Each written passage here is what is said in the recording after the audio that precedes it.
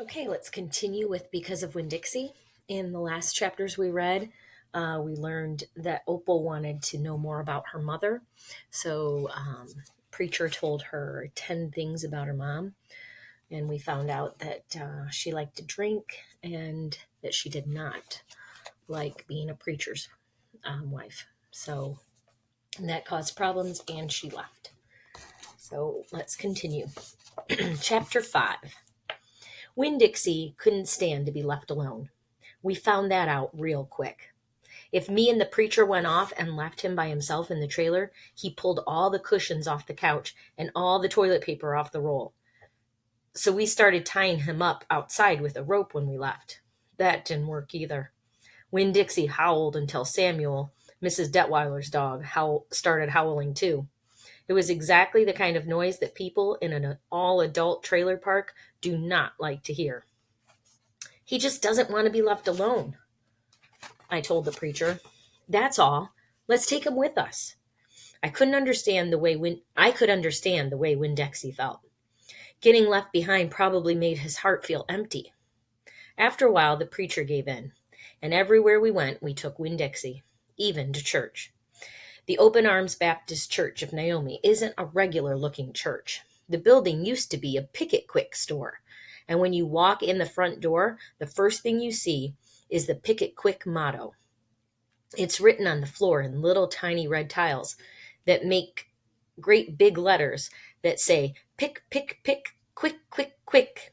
The preacher tried painting over those tiles, but the letters won't stay covered up. And so the preacher has just given up and let them be. The other thing about the Open Arms that is different from other churches is there aren't any pews. People bring in their own fold-up chairs and lawn chairs, and so sometimes it looks more like the congregation is watching a parade or sitting at a barbecue instead of being at church. It's kind of a strange church, and I thought Winn-Dixie would fit right in. But the first time we brought Winn-Dixie to the Open Arms, the preacher tied him outside the front door. Why did we bring him all the way here just to tie him up? I asked the preacher. Because dogs don't belong in church, Opal, the preacher said. That's why. He tied Winn-Dixie up to a tree and said how there was lots of shade for him and that it ought to work out real good. Well, it didn't. The service started, and there was some singing and some sharing and some praying, and then the preacher started preaching. And he wasn't but 2 or 3 words into his sermon when there was a terrible howl coming from outside. The preacher tried to ignore it. Today, he said, "Ow!" said Winn-Dixie. "Please," said the preacher. "Ow!" said Winn-Dixie back. "Friends," said the preacher. "Ow!" wailed Winn-Dixie. Everyone turned in their lawn chairs and fold-up chairs and looked at one another. "Opal," said the preacher. "Ow!" said Winn-Dixie. "Yes, sir," I said. "Go get that dog," he yelled. "Yes, sir," I yelled back. I went outside and untied Winn-Dixie and brought him inside, and he sat down beside me and smiled up at the preacher, and the preacher couldn't help it. He smiled back. Winn-Dixie had that effect on him. And so the preacher started in preaching again. Winn-Dixie sat there listening to it, wiggling his ears this way and that, trying to catch all the words. And everything would have been all right, except that a mouse ran across the floor. The Open Arms had mice. They were there from when it was a Picket Quick, and there were lots of good things to eat in the building. And when the Picket Quick became the Open Arms Baptist Church of Naomi, the mice stayed around to eat all the leftover crumbs from the potluck suppers. The preacher kept on saying he was going to have to do something about them, but he never did. Because the truth is, he couldn't stand the thought of hurting anything, even a mouse. Well, Winn-Dixie saw that mouse, and he was up and after him. One minute, everything was quiet and serious, and the preacher was going on and on and on, and the next minute, Winn-Dixie looked like a furry bullet shooting across the building, chasing that mouse. He was barking, and his feet were skidding all over the polished Picket Quick floor, and people were clapping and hollering and pointing. They really went wild when Winn-Dixie actually caught the mouse. I have never in my life seen a dog catch a mouse, said Mrs. Nordley. She was sitting next to me. He's a special dog, I told her. I imagine so, she said back. Winn Dixie stood up there in front of the whole church, wagging his tail and holding the mouse real careful in his mouth, holding on to him tight, but not squishing him. I believe that mutt has got some retriever in him, said somebody behind me. That's a hunting dog. Winn Dixie took the mouse over to the preacher and dropped it at his feet. And when the mouse tried to get away, Winn Dixie put his paw right on the mouse's tail. Then he smiled up at the preacher. He showed him all his teeth. The preacher looked down at the mouse. He looked at Winn Dixie. He looked at me. He rubbed his nose. It got real quiet in the picket quick. Let us pray, the preacher finally said, for this mouse. And everybody started laughing and clapping. The preacher picked up the mouse by the tail and walked and threw it out the front door of the picket quick, and everybody applauded again. Then he came back, and we all prayed together. I prayed for my mama. I told God how much she would have enjoyed hearing the story of Winn Dixie catching that mouse. It would have made her laugh. I asked God if maybe I could be the one to tell her that story someday.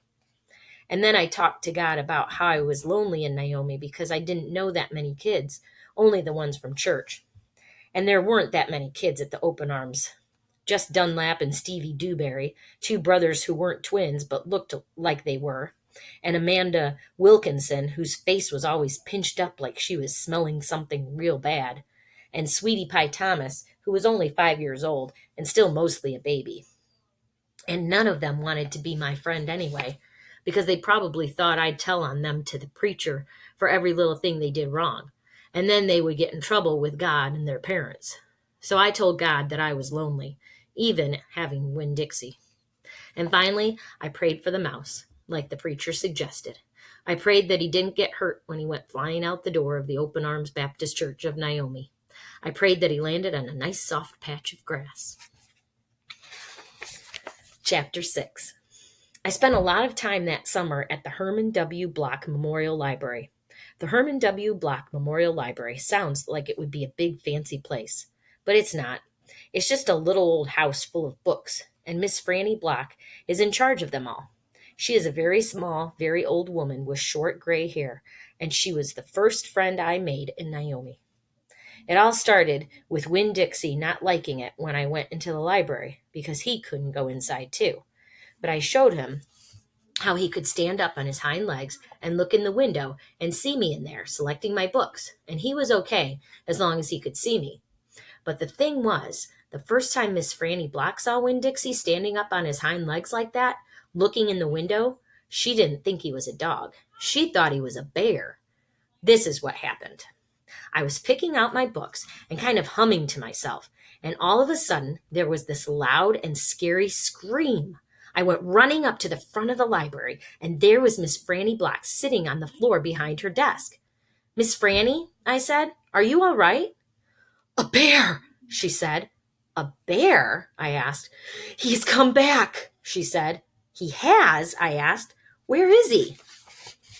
Out there, she said, and raised a finger and pointed at Winn Dixie standing up on his hind legs, looking in the window for me. Miss Franny Block, I said, that's not a bear. That's a dog. That's my dog, Winn Dixie. Are you positive? She asked. Yes, ma'am, I told her. I'm positive. He's my dog. I would know him anywhere. Miss Franny sat there trembling and shaking. Come on, I said. Let me help you up. It's okay. I stuck out my hand and Miss Franny took hold of it, and I pulled her up off the floor. She didn't weigh hardly anything at all. Once she was standing on her feet, she started acting all embarrassed, saying how I must think she was a silly old lady mistaking a dog for a bear, but that she had a bad experience with the bear coming into Herman W. Block Memorial Library a long time ago, and she never had quite gotten over it. When did that happen? I asked her. Well, said Miss Franny, it is a very long story. That's okay, I told her. I am like my mama in that I like to be told stories. But before you start telling it, can Winn Dixie come in and listen too? He gets lonely without me.